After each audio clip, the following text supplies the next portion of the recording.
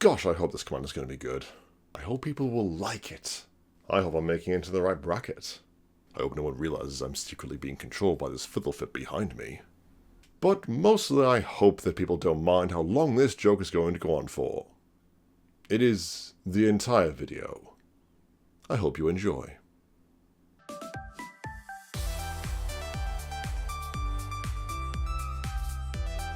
Hello everyone and welcome back to Affinity for Commander, where today we're looking at Hope Estheim. Estheim? Honestly, I don't know, and if you've been watching this channel long enough, you know it's kind of a running theme over here. As always, like any card you see here today, then be sure to check out our links in the description box below for any of our lovely affiliates. It doesn't cost you anything extra to buy through these, but it really helps the channel out quite a lot. And a special mention to the fact that this video is brought to you by one of our amazing and super special patrons. If you too would like a legend deck teched over here on the channel, then be sure to check out our Patreon link in the description box below. Now let's get to it. Hope is a 2/2 life-linking human wizard for 1 white and 1 blue mana. He reads, at the beginning of your end step, each opponent mills X cards, where X is the amount of life you've gained this turn. So this is, like, exceptionally simple, and I kind of love it. He's life gain and mill. What more do you want? Now we are keeping this deck at a modest budget of under €160 at time of recording. So let's dive into these budgeted 1-drops. Now it can't be a life gain deck without the Soul Sisters of Soul's Attendant and Soul Warden. I think it's actually like a required lore at this point, with the honorary enchantment of Authority of the Consuls helping out a lot. Both Restoration Magic and Slip Out the Back are here to keep our commander safe, as he is really kind of bringing both halves of our deck together, plus options of gaining life are always great anyway. Excalibur 2 is going to end up being a win con in of itself, especially strapped to our life-linking commander. Add in Assaults to Plowshares for removal and an Altar of the Brood for constant milling, and also a combo payoff later, and we're finished with the 1-drops. Now up to the 2-drops, and we're playing a few tiny little stacks pieces here to give our bit of a slower deck at least a chance to get going. I hope you don't mind.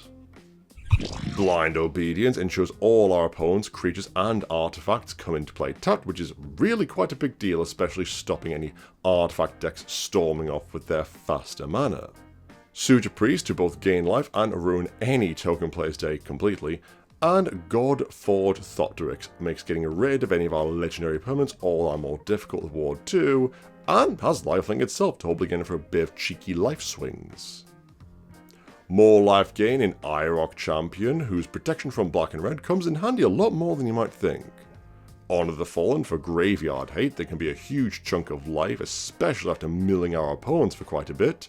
And Battle Menu can just gain 4 life, but the versatility of removal for a big creature or generational blocker is also super helpful.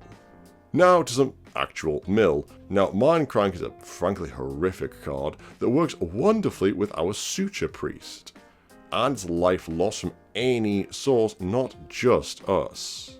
Maddening Cacophony can just be a neat 24 cards in the grave, or just get half the work done for us by paying that kicker cost. Throw in a Permission Denied to keep the game at a slow pace, a general counterspell, and a Dawn Truce for protection, and that's the 2-drops. Oh, and boots, of course. Gotta keep the hope alive. Now up to the 3-drops, and here we start to hear a lot more about engine pieces going in, and it is important to know this deck is an engine. It is not outpacing a Magda anytime soon. We are here for the long, grindy game. It's life gain after all. We ain't winning on turn 3. Ghostly Prison and Propaganda to deter attackers, and if our opponents do decide to pay their taxes and attack, Riot Control is a good old fog that gains us life. Our other life gain cards include Heliod's Sun Crown to bolster our army and grind lifelink himself. We are, however, not running the Walker Ballista combo, as A, it feels incredibly cheap, B, it has nothing to do with our deck's overall theme, we aren't running counters or artifacts, and C, it puts too much of a burden on our little budget here. But back to milling. Psychic Corrosion to make our draw painful for others, the Mind Sinner to turbocharge the milling process and really make people think about attacking us now. No more damage, but there is a lot of cards in the bin. And Trinket Mage, who might not seem like a mill card, but they do go grab Alter the Brood, which quite frankly is good enough for me.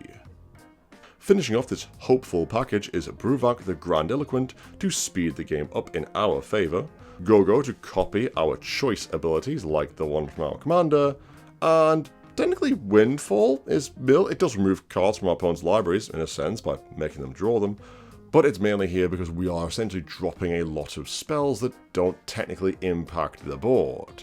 We need therefore some way of refilling our hands to find those little bits of removal and the tiny bits of interaction we do have.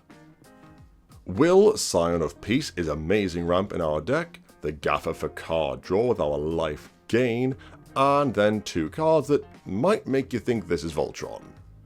But Steel of the Godhead and Cardius, Staff of Hermes, grants our creatures life link and either a nice buff and unblockable, or gives it +5/+5 and makes it nigh unkillable. More and more life Hope likes to see so we can mill more cards. Throw in some life gain with Absorb and the nice late game card draw of Sphinx's Rev, and that's the 3 drops. Now up to the 4 drops, and here we've got more life links and honestly 2 cards that I am really excited about. The Water and Wind Crystal are, to be frank, amazing. Making our spells cheaper and the water causing more mill with an activated ability that Go-Go can copy is great. And the White Crystal gives us more life gain and a tidy way of letting our ground forces hit in for some damage. I genuinely love both of these cards. Rock's Faithmender doubles the life we gain, and Exemplar of Light is going to be one of the big beaters, especially if a Soul Sister is allowed to stick around with them. Plus, card draw on white. It does work occasionally. Speaking of card draw, Mangara the Diplomat lets us catch up in the way white does best. And for our ramp, we're relying on the staxiest game changer of all time, Grand Arbiter Augustin IV. Our spells are cheaper, our opponents are more expensive, and we slow the game down to get the chance to mill in more cards. At least, that's how we hope it goes. And of course, the most expensive card in the deck you've probably predicted, Aetherflux Reservoir, an alternative win con if I've ever seen one. Plus the life gain works really well with Hope's ability, gaining 1, 2, then 3 life for each spell we're casting. Now onto the high-end drops, and we have more alternative win con. Veladar Sovereign being the most obvious, as if he sticks around till our upkeep, odds are we win the game. But to help with this, Alhammarit's Archive gains us more and draws us more cards, and Boon Reflection doubles our life gain, which in turn therefore doubles the mill of our opponents thanks to our commander. Now we are in blue and dropping a lot of spells to mill, so Dig Through Time and Treasure Cruise seem like a no-brainer here. And then, since we're maybe wanting to have a less telegraphed way of winning rather than just slowly milling our opponents, Aetir and Priwen can make any of our creatures, perhaps some of our unblockable ones, incredibly big. And then Celestial Mantle and Beacon of Immortality do a similar action in doubling our life total. Which, importantly, since we're going to be gaining a lot of life before casting these 6 mana spells, I do feel like being able to double our life totals should probably be enough to mill our opponents out in the mid to late games completely. That is, of course, especially if we're having a Shitla rule double Hope's triggers with more end steps. Now, normally this is the part where I go into the lands for the deck, but considering A, it's budget, and B, I've only got 3, let's just quickly run through them. Hall of Heliod's Generosity to grab back any of our much needed enchantments, especially something like a Propaganda if we're facing down a very aggressive deck.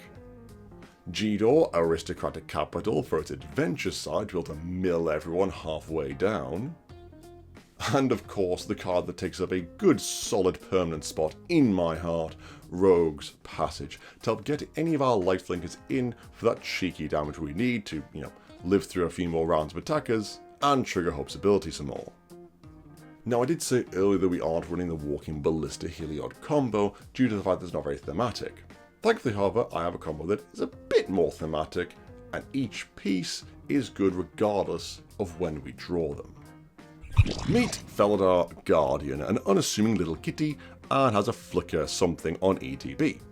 This cat, combined with cards like either Phyrexian Metamorph or Spark Double, can create an infinite loop of ETBs, as you simply have either clone enters a copy of the Guardian and have it flicker the original, which then when that enters, you add flicker the copy to re-enter and copy the cat again, and on and on and on and on and on. Which is obviously rather pointless, unless we have out a Soul Sister to gain as much life as we would like. Move to end step, trigger Hope, and mill our opponents out completely, who then die in their draw step. Or instead of a Soul Sister, we have out the Altar, and then just mill everyone right then and right there. It's a lovely little combo that's cheap, keeps up with our deck's theme, and is very interactable, so it shouldn't feel too bad to lose to. I mean, we hope anyway. Overall, Hope is a cheap, effective commander that takes two existing archetypes and smashes them together, I think rather effectively. Now yes, Hope is probably going to be one of those kill-on-sight commanders due to the fact that they are what bridge those two halves of the deck together, and thus getting rid of them kind of means you just, gaining some life for no real payoff. But then again, they're also 2 mana, so casting them is not really going to be an issue. And then once they're back out, just have the value train continue on going to mill everyone out. Unless you realise they're playing one of those damned Eldrazi, at which point then, I don't know, laser them to death, I guess. It's what he would have wanted. I hope anyway. And that'll be the end of the video, guys. I hope you enjoyed it. Any of the cards you think I've missed out from this lovely mill commander, let me know in the comments below, or maybe tell me why people hate this character so much. I genuinely have no idea. As always, this video is made possible thanks to the support of our amazing patrons. You guys are truly awesome. If you do like to become a patron of the channel and get access to exclusive EDH related rewards, like even having your own deck tech done on the channel like this one, then be sure to check out our link in the description box below. But that'll be it from me for now, guys. I've been Alex, and I'll see you next time.